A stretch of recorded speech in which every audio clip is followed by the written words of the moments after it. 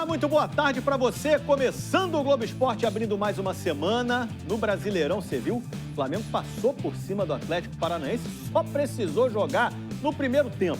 Daqui a pouco vou mostrar a reportagem completa desse jogo para você, mas eu começo falando de Série B. Vasco embalou, hein? Ganhou confiança no acesso, depois de ganhar do Confiança fora de casa.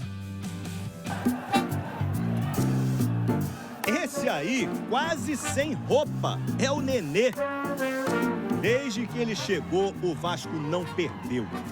E essa foi a forma que ele encontrou para agradecer o carinho da torcida em Aracaju. A alegria deles é a nossa alegria, né? E, às vezes é uma coisa tão importante, né, um menininho lá chorando. Isso me emociona muito, a gente poder só dar um abraço e tirar uma foto. Para eles é uma coisa incrível. No primeiro tempo, a única finalização do Vasco contra o Confiança veio depois que o Nenê cruzou para a cabeçada do Morato. Tem um desvio de cabeça para fora! No segundo, uma polêmica. Castan e o Álvaro disputaram a bola na área do Vasco. Para mim, houve a penalidade. A gente vai ver que o Castan ali, na hora de disputar a bola, ele acaba atingindo o pé do Álvaro. Para o árbitro Rafael Claus, foi um lance normal, mesmo depois de consultar o árbitro de vídeo. O Peck entrou no intervalo e melhorou o time. Passou para o Nenê, que tocou para o Cano. O artilheiro girou e fez 1-0. A primeira finalização na direção do gol do Vasco. Cano. Menos de 3 minutos depois, Nenê passou para o Peck. Aí ele cruzou para o Ricardo Graça. Quase um replay da jogada que originou o primeiro gol. Ricardo Graça apareceu no meio. Para tocar livre, sem chances para o Rafael Santos. E o zagueiro foi para a galera. O Confiança diminuiu com o Nirley, depois que o Vanderlei saiu mal pra caramba. Gol! Vasco 2, Confiança 1. Graças a Deus a gente embalou e se Deus quiser vai ser só vitória. Terceira vitória seguida do Vasco, hein? Que agora está em sexto, a 5 pontos do quarto lugar, que é o que dá o acesso à Série A. Com a volta da torcida a gente ficou muito mais forte. Eu aproveito já nesse momento para convocar a torcida da São contra o Sampaio para nos empurrar, porque o torcedor tem sido um jogador a mais dentro do campo. Isso aí, para a gente dar motivação ainda maior para a gente continuar nessa nossa caminhada em rumo à Série A. Boa tarde. Sexta, o Botafogo volta a jogar em casa e contra um adversário direto na busca pelo acesso à Série A. O CRB tem os mesmos 48 pontos e está em quinto na Série B. O Botafogo é o terceiro. Foi ultrapassado pelo Avaí, adversário do jogo de sábado. A primeira derrota do time no Newton Santos, sob o comando de Anderson Moreira, foi marcada por uma discussão entre o treinador e alguns torcedores. Quando a gente mais precisa de apoio, talvez é a hora que a gente menos tem, cara. Na hora que as coisas não estão funcionando, nós precisamos de mais carinho, de mais atenção. O Botafogo saiu na frente com gol de Diego Gonçalves, mas levou a virada da equipe catarinense. Gols de Jean Kleber e Bruno Silva. O segundo jogo seguido sem vitória nessa Série B. A Itza não segurou o choro. Já o Xandim abriu aquele sorrisão. Reações diferentes de quem venceu a etapa brasileira do torneio internacional de break. Na final, o Xandim derrotou o Capu. E na decisão feminina, a Itza passou pela Natana. Os vencedores garantiram vaga na final do Mundial, nos dias 5 e 6 de novembro, lá na Polônia. Caminho traçado para as Olimpíadas de Paris, logo ali, 2024. Ó, tem novidade no nosso site. O GE lançou a editoria Negócios do Esporte. E a ideia é abordar com profundidade temas que são relevantes fora dos campos e das quadras, né? Direitos de transmissão, balanço financeiro dos clubes, mais um montão de coisa. Este é Daniel Cormier, ex-lutador do UFC, campeão no peso pesado e no meio pesado também. Um homem que não se impressiona facilmente. No sábado, ele ficou assim. Culpa do brasileiro Douglas da Silva, que derrubou o belga Gaetano Pirrelho. Nocaute da noite no UFC em Las Vegas. Na luta principal, 2 brasileiros, Thiago Marreta venceu Johnny Walker por pontos na categoria meio pesado.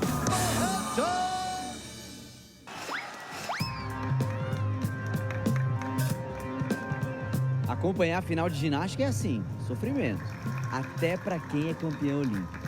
Rebeca Andrade viveu um dia de espectadora na final do Campeonato Brasileiro em Aracaju e viu da arquibancada o baile de Caio Souza, que conquistou 6 medalhas de ouro e 1 de prata. Caio Souza! É show em Aracaju! Também presenciou Arthur Nori brilhar na barra fixa, onde o ginasta é o atual campeão mundial. Grau de dificuldade elevado, brilhando Arthur Nori. Além da volta de Jade Barbosa, que depois de 2 anos sem competir, voltou com 2 medalhas de prata. Foi um fim de semana de muitos pódios, inclusive para a maior estrela do evento. Se no domingo a ginasta preferiu se poupar, na sexta foi dona do tablado, com a melhor nota no solo, no salto,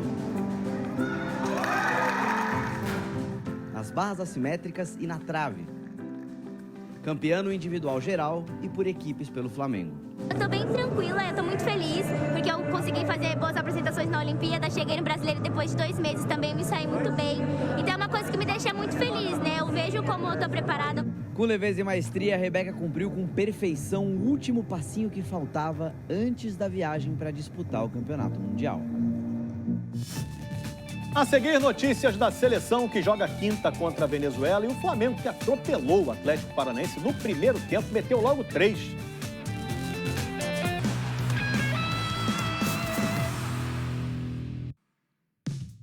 Portugal bateu a Argentina, ganhou o título da Copa do Mundo de Futsal pela primeira vez. E o Brasil ficou com o 3º lugar depois de vencer o Cazaquistão. Um time com talento e vocação para o primeiro lugar nunca aceita fácil a disputa pelo 3º. E nem o primeiro gol do Cazaquistão mudou o astral da seleção brasileira. Gol! Mas o próprio Tainan chegou a fazer 2-1 para o Cazaquistão. E o gol! A reação começou com o Rodrigo. Rodrigo! Quero trabalhar para ter mais uma chance. Jogar a Copa do Mundo é muito gostoso, cara. Ferrão, num toque milimétrico, virou o jogo. Ferrão! O 9º gol que garantiu a artilharia da competição. Após garantir o 3º lugar da Copa do Mundo, a seleção brasileira ficou na Arena de Kaunas para assistir a final entre Argentina e Portugal. Uma final que vai ficar marcada pela irresponsabilidade do Borruto. O camisa 9 da Argentina deu um soco no craque português Ricardinho quando a partida estava 0-0. Levou cartão vermelho. O time precisou ficar com apenas 3 jogadores de linha por 2 minutos. E o Pani não perdoou. Vai bater pro gol lá dentro! O camisa 11 de Portugal ainda fez o segundo. Emendou de prima lá dentro! Quinta-feira, gente, tem Brasil. Os jogadores vêm da Europa e daqui faz viagens curtas. Quinta-feira, como você disse, contra a Venezuela em Caracas. Na outra quinta-feira, contra o Uruguai em Manaus.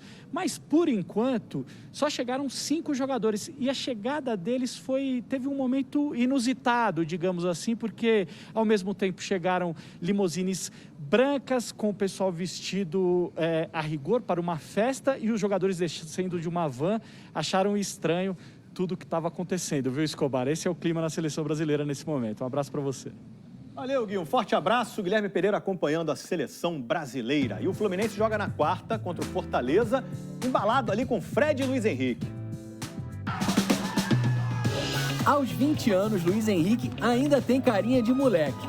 E tem também muita coisa em comum com o veterano de bigodão que completou 38 ontem, o Fred. O amor pelo Fluminense é uma delas. Outra é a íntima relação com as redes. Dos gols... Fred, o bigodão voltou! Luiz Henrique é o nome da emoção! E as sociais também. Luiz Henrique anda soltando os passos da tropa do robô.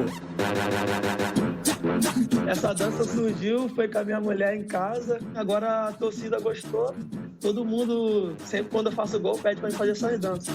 E o Fred, que já é rei dos stories, entrou na campanha do Bigodão. Torcida Tricolor, saudações, tamo junto e ó, manda o bigode pra nós aí, valeu! Ele relançou o estilo contra o Bragantino, lembranças de 2012, quando o time foi campeão brasileiro e ele lançou o bigode. A galera tricolor veio junto. E depois, até no elenco eles foram brotando.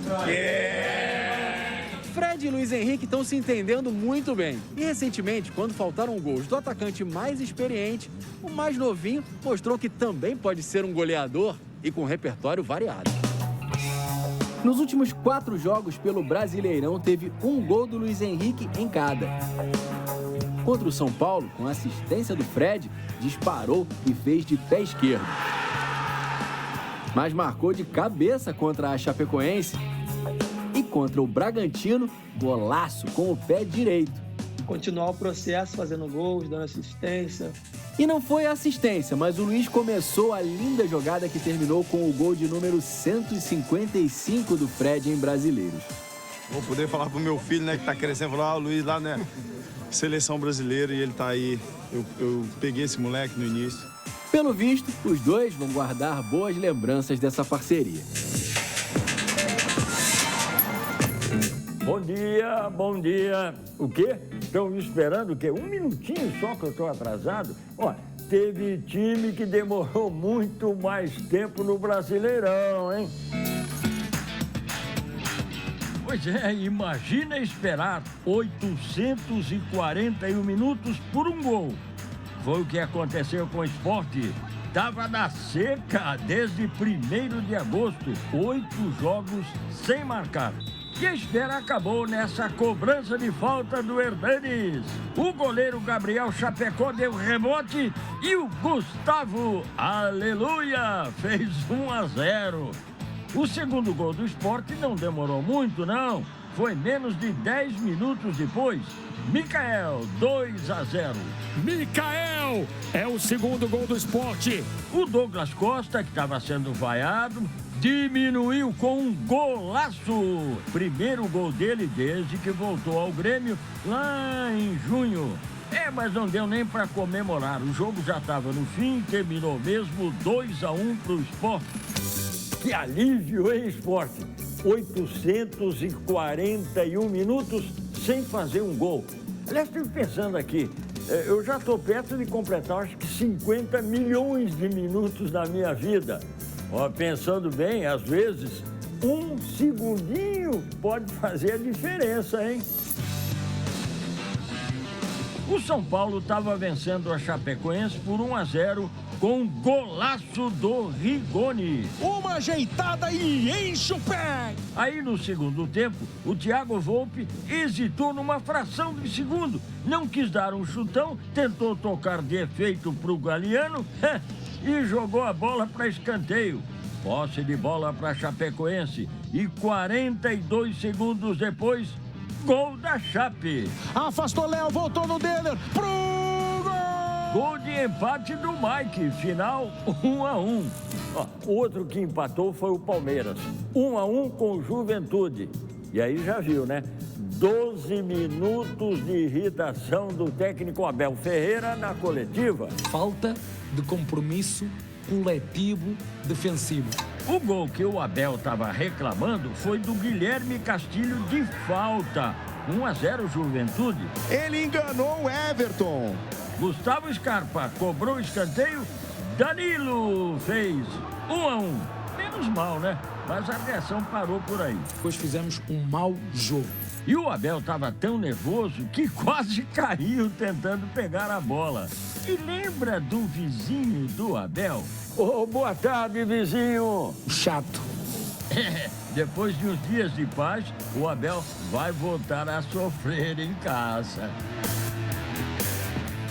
O Flamengo jogou um tempo e passou pelo Atlético Paranaense.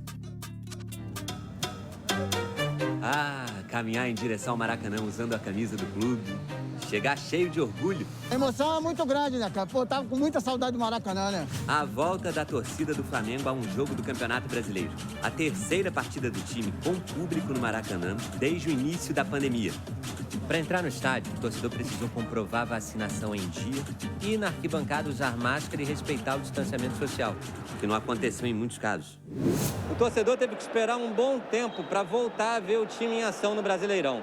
O último jogo com público do Flamengo pelo Campeonato Brasileiro foi em dezembro de 2019, na goleada por 6-1 sobre o Avaí.